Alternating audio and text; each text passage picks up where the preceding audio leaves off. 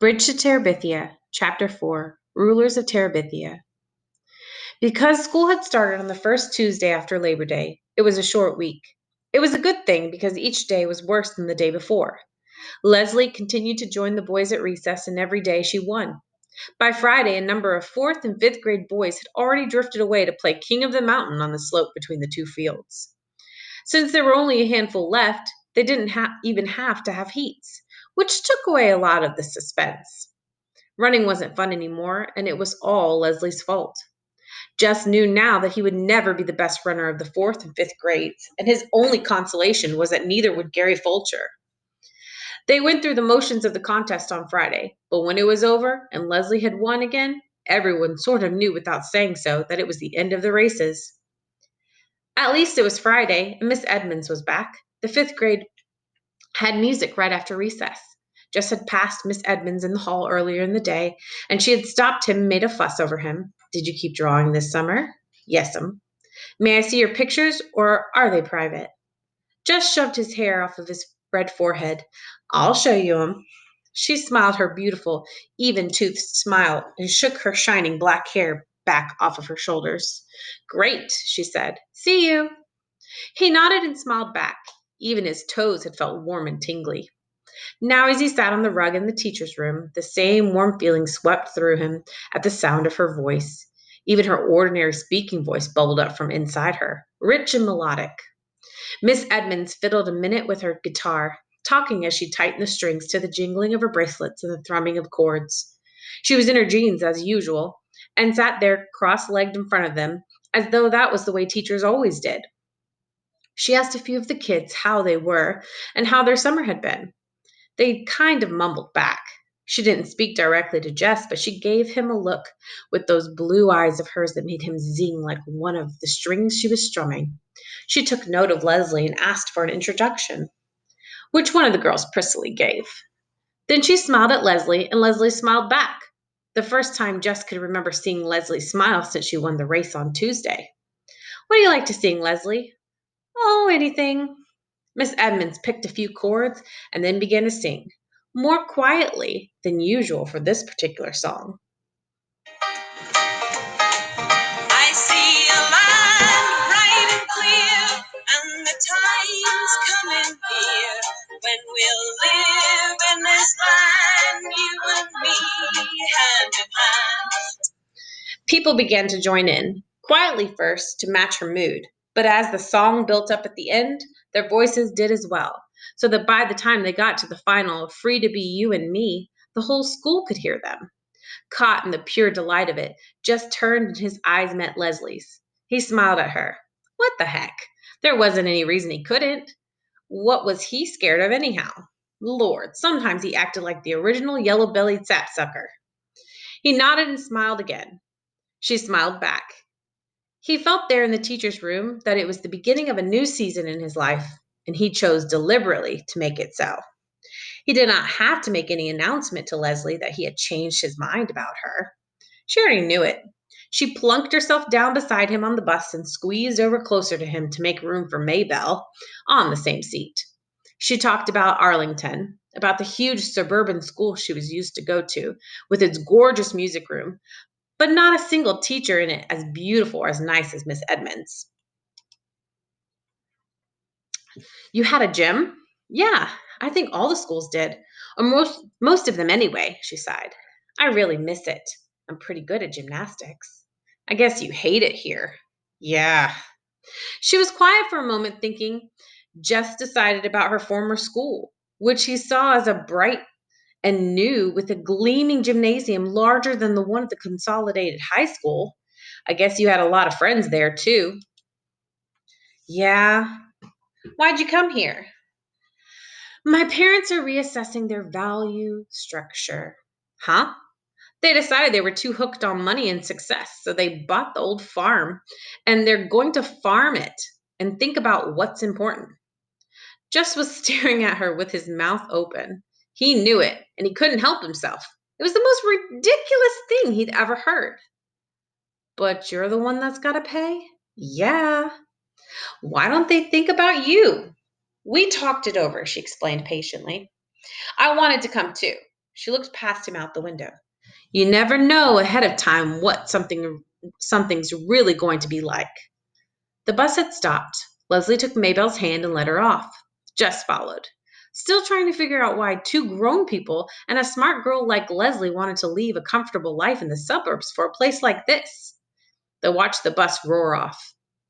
You can't make a go of a farm nowadays, he said finally. My dad has to go to Washington to work, or we wouldn't have enough money. Money is not the problem. Sure, it's the problem. I mean, she said stiffly, not for us. It took a minute to catch on.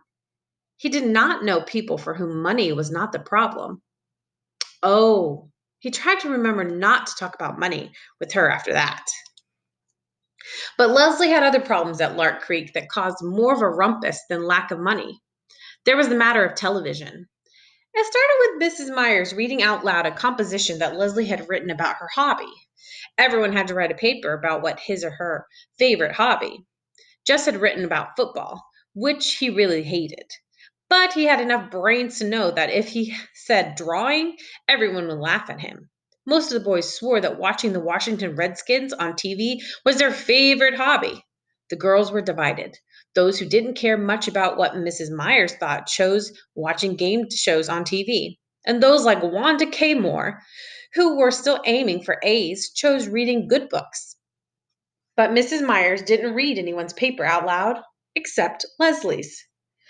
I want to read this composition aloud for two reasons. One, it is beautifully written, and two, it tells about an unusual hobby for a girl. Mrs. Myers beamed her first day smile at Leslie. Leslie stared at her desk. Being Mrs. Myers' pet was pure poison at Lark Creek. Scuba Diving by Leslie Burke. Mrs. Myers' sharp voice cut Leslie's sentences into funny little phrases, but even so, the power of Leslie's words drew Jess with her under the dark water. Suddenly, he could hardly breathe. Suppose you went under and your mask filled all up with water, and you couldn't get to the top in time. He was choking and sweating.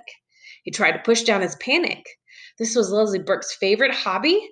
Nobody would make up scuba diving to be their favorite hobby if it wasn't so.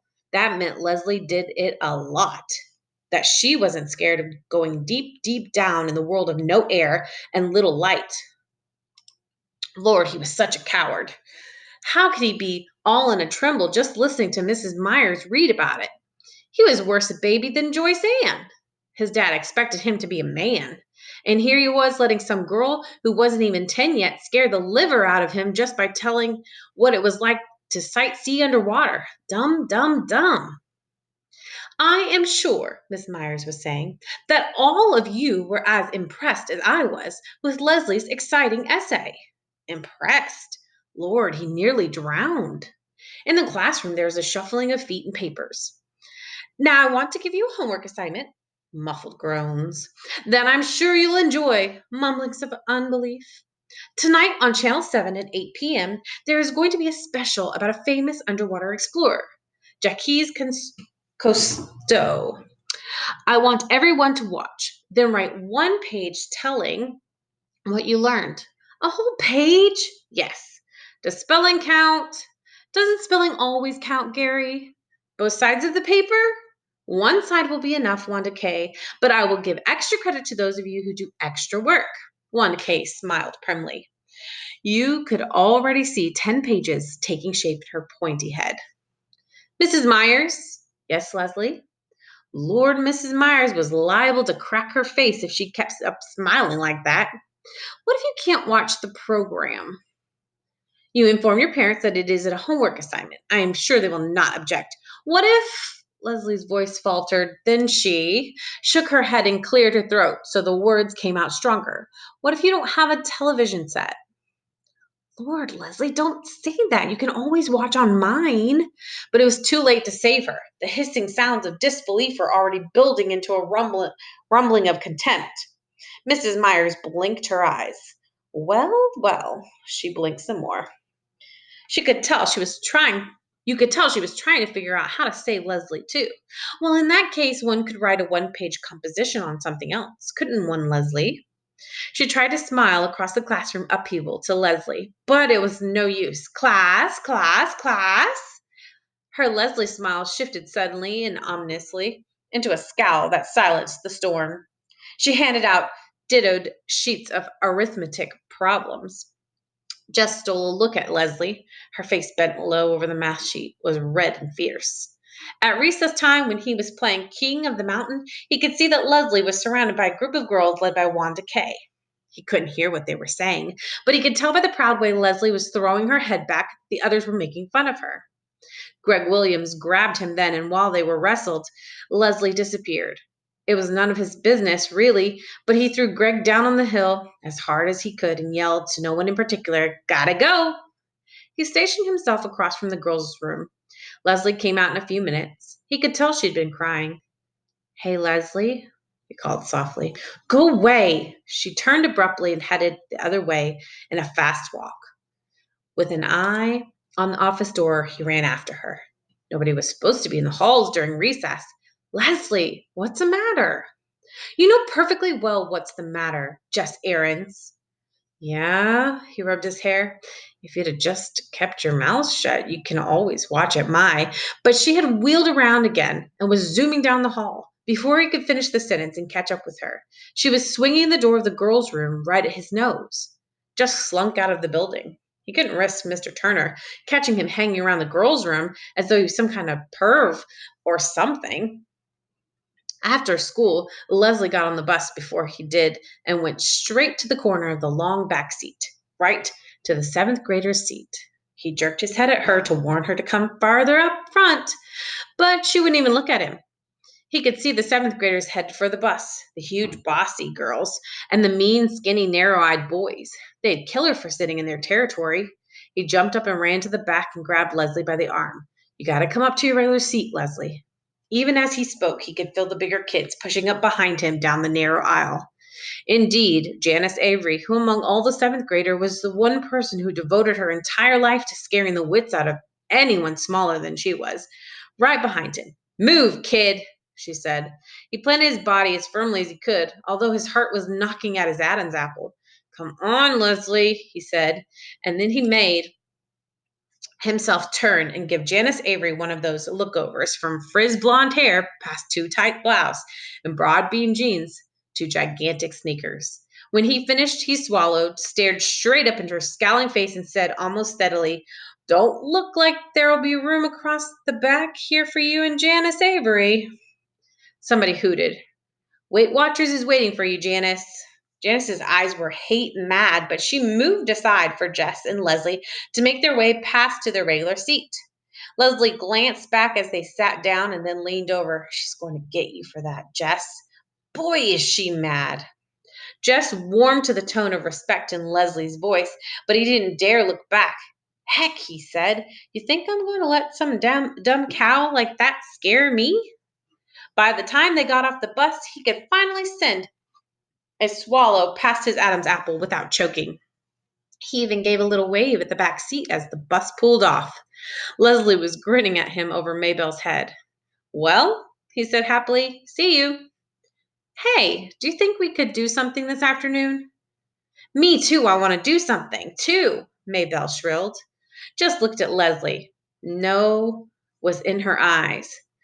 "Not this time, Maybelle. Leslie and I got something we gotta do just by ourselves today. You can carry my books home and tell Mama I'm over at the Burks, okay?"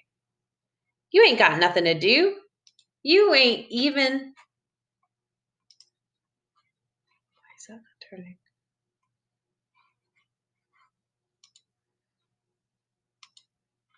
"Playing nothing." Leslie came and leaned over Maybelle, putting her hand on the little girl's thin shoulder. "Maybelle, would you like some new paper dolls?" Maybelle slid her eyes around suspiciously. "What kind?" "Life in colonial America." Maybelle shook her head. "I want Bride or Miss America." "You can pretend these are bride paper dolls. They have lots of beautiful long dresses." "What's the matter with them?" "Nothing. They're brand new." "How come you don't want them if they're so great?" "When you're my age," Leslie gave a little sigh, "you just don't play with paper dolls anymore. My grandmother sent me these." You know how it is. Grandmother's just forgetting you're growing up. Mabel's one living grandmother was in Georgia and never sent her anything. You already punched him out? No, honestly. And all the clothes punched out, too? You don't have to use scissors. They could see she was weakening. How about, Jess began, you come down and taking a look at them, and if they suit you, you could take them along home when you go to tell Mama where I am. After they had watched Maybelle tearing up the hill, clutching her new treasure, Jess and Leslie turned and ran up over the empty field behind the old Perkins place and down to the dry creek bed that separated farmland from the woods. There was an old crab apple tree there just at the bank of the creek bed, from which someone long forgotten had hung a rope. They took turns swinging across the gully on the rope. It was a glorious autumn day, and if you looked up as you swung, it gave you the feeling of floating. Jess leaned back and drank in the rich, clear color of the sky. He was drifting like a fat, white, lazy cloud back and forth across the blue. Do you know what we need? Leslie called to him, intoxicated as he was with the heavens. He couldn't imagine needing anything on earth. We need a place, she said, just for us. It would be so secret that we would never tell anyone in the whole world about it. Jess came swinging back and dragged his feet to a stop. She lowered her voice almost to a whisper. It might be a whole secret country, she continued, and you and I would be the rulers of it. Her words stirred inside him. He'd like to be a ruler of something, even something that wasn't real. Okay, he said. Where could we have it? Over there in the woods where nobody would come and mess it up. There were parts of the woods that Jess did not like. Dark places where it was almost like being underwater, but he didn't say so. I know, she said, excited. It could be a magic country like Narnia, and the only way you can get to it is by swinging across on this enchanted rope. Her eyes were bright. She grabbed the rope. Come on, she said. Let's find a place to build our castle stronghold. They had gone only a few yards into the woods beyond the creek bed when Leslie stopped. How about right here? She asked. Sure, Jess agreed quickly, relieved that there was no need to plunge deeper into the woods. He would take her there, of course, for he wasn't such a coward that he would mind a little exploring now and then, farther in amongst the ever-darkening column of tall pines. But as a regular thing, as a permanent place, this was where he would choose to be, here, where the dogwood and redbud played hide and seek between the oaks and evergreens, and the sun flung itself in golden streams through the trees to splash warmly at their feet. Sure, he repeated himself, nodding vigorously. The underbrush was dry and would be easy to clear away. The ground was almost level. This would be a good place to build. Leslie named their secret land Terabithia, and she loaned Jess all of her books about Narnia, so he would know how things went in a magic kingdom, how the animals and the trees must be protected, and how a ruler must behave. That was the hard part. When Leslie spoke the words rolling out so regally, you knew she was a proper queen. He could hardly manage English, much less the poetic language of a king. But he could make stuff up. They dragged boards and other materials down from the scrap heap by Miss Bessie's pasture and built their castle stronghold in the place they had found in the woods. Leslie filled a 3-pound coffee can with crackers and dried fruit and 1-pound can with strings and nails. They found 5 old Pepsi bottles, which they washed and filled with water in case, as Leslie said, of a siege. Like God in the Bible, they looked at what they had made and found it very good. You should draw a picture of Terabithia for us to hang in the castle, Leslie said. I can't. How could he explain it in a way Leslie would understand? How he yearned to reach out and capture the quivering life about him, and how when he tried, it slipped past his fingertips, leaving a dry fossil upon the page. I just can't get the poetry of the trees, he said. She nodded. Don't worry, she said. You will someday. He believed her because there in the shadowy light of the stronghold everything seemed possible. Between the two of them they owned the world and no enemy. Gary Fulcher, Wanda Caymore, Janice Avery, just his own fears and insufficiencies, nor any of the foes whom Leslie imagined attacking Terabithia could ever really defeat them. A few days after they finished the castle, Janice Avery fell down in the school bus and yelled that Jess had tripped her as she went past. She made such a fuss that Mrs. Prentice, the driver, ordered Jess off the bus, and he had to walk the 3 miles home. When Jess finally got to Terabithia, Leslie was huddled next to one of the cracks below the roof, trying to get enough light to read. There was a picture on the cover which showed a killer whale attacking a dolphin. "What you doing?" He came in and sat beside her on the ground. "Reading. I had to do something. That girl." Her anger came rocketing to the surface. "It don't matter. I don't mind walking all that much." What was a little height compared to what Janice Avery might have chosen to do. "It's the principle of the thing, Jess. That's what you've got to understand. You have to stop people like that. Otherwise, they turn into tyrants and dictators." He reached over and took the whale book from her hands, pretending to study the bloody picture on the jacket. "Getting any good ideas?" "What? I thought you were getting some good ideas on how to stop Janice Avery." "No, stupid. We're trying to save the whales. They might become extinct." He gave her the book back. "You save the whales and shoot the people, huh?" She grinned finally. "Something like that, I guess. Say, did you ever hear the story about Moby Dick?" "Who's that?" "Well, there was once this huge white whale named Moby Dick." And Leslie began to spin out a wonderful story about a whale and a crazy sea captain who was bent on killing it. His fingers itched to draw it on paper. Maybe if he had some proper paints, he could do it. There ought to be a way of making the whale shimmer white against the dark water. At first, they avoided each other during school hours, but by October, they grew careless about their friendship. Gary Fulcher, like Brenda, took great pleasure in teasing Jess about his girlfriend. It hardly bothered Jess. He knew that a girlfriend was somebody who chased you on the playground and tried to grab you and kiss you.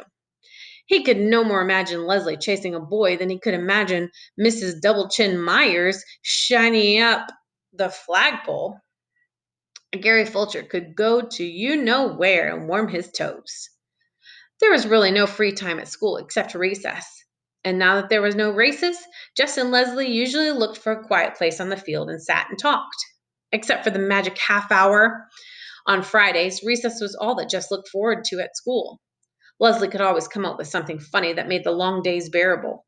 Often the joke was on Mrs. Myers. Leslie was one of those people who sat quietly at her desk, never whispering or daydreaming or chewing gum, doing beautiful schoolwork. And yet her brain was so full of mischief that if the teacher could have seen through the mask of perfection, she would have thrown her out in horror. Jess could hardly keep a straight face in class, just trying to imagine what might be going on behind the angelic look of Leslie's. One whole morning, as Leslie had related it at recess, she had spent imagining Mrs. Myers on one of those fat farms down in Arizona. In her fantasy, Mrs. Myers was one of the foodaholics who would hide bits of candy bar in odd places, up the hot water faucet, only to be found out and publicly humiliated before all the other fat ladies. That afternoon, Jess kept having visions of Miss Myers dressed only in a pink corset being weighed in. "You've been cheating again, Gussie," the tall, skinny directress was saying. Miss Myers was on the verge of tears. "Jesse Aarons!" The teacher's sharp voice punctured his daydream. He couldn't look Mrs. Myers straight in her pudgy face. He'd crack up. He set his sight on her uneven hemline. "Yes'm." He was going to have to get coaching from Leslie. Mrs. Myers always caught him when his mind was on vacation, but she never seemed to suspect Leslie of not paying attention. He sneaked a glance up that way. Leslie was totally absorbed in her geography book, or so it would appear to anyone who didn't know. Terabithia was cold in November. They didn't dare build a fire in the castle, though sometimes they would build one outside and huddle around it. For a while, Leslie had been able to keep 2 sleeping bags in the stronghold, but around the 1st of December, her father noticed their absence, and she'd had to take them back. Actually, Jess made her take them back. It was not that he was afraid of the Burkes exactly. Leslie's parents were young, with straight white teeth and lots of hair. Both of them. Leslie called them Judy and Bill, which bothered Jess more than he wanted it to. It was none of his business what Leslie called her parents, but he couldn't get used to it. Both of the Burkes were writers. Mrs. Burke wrote novels and, according to Leslie, was more famous than Mr. Burke, who wrote about politics. It was really something to see the shelf that had their books on it. Mrs. Burke was Judith Hancock on the cover, which threw you at first. But then if you looked in the back, there was her picture of looking very young and serious. Mr. Burke was going back and forth to Washington to finish a book he was working on with someone else.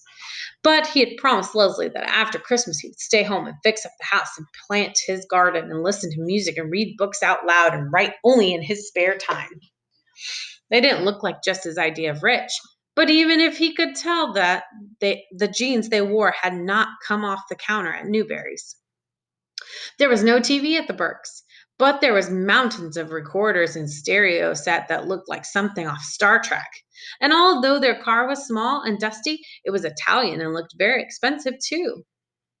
They were always nice to Jess when he went over, but then they would suddenly begin talking about French politics or string quartets, which he at first thought was a square box made out of string, or how to save the timber wolves or redwoods or singing whales, and he was scared to open his